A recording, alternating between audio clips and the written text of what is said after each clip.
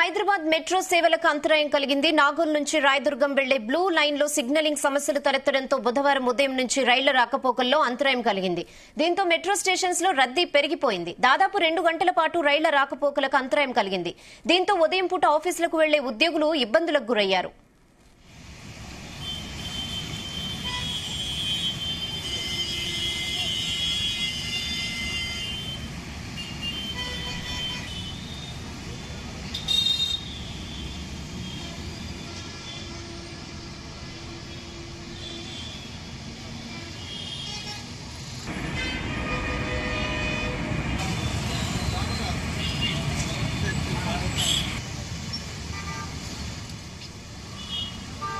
Signalling issue రావడంతో metro రైళ్లు ఆలస్యంగా నడుస్తున్నాయి. మెట్రో రైళ్ల రాకపోకల్లో అంతరం ఏర్పడటంతో వెంటనే ఎల్ఎన్టీ అధికారులు రంగంలోకి దిగారు. ప్రస్తుతం ఇంకా బ్లూ లైన్ రూట్ లో మెట్రో రైళ్లు స్లోగా నడుస్తున్న పరిస్థితి ఏర్పడింది.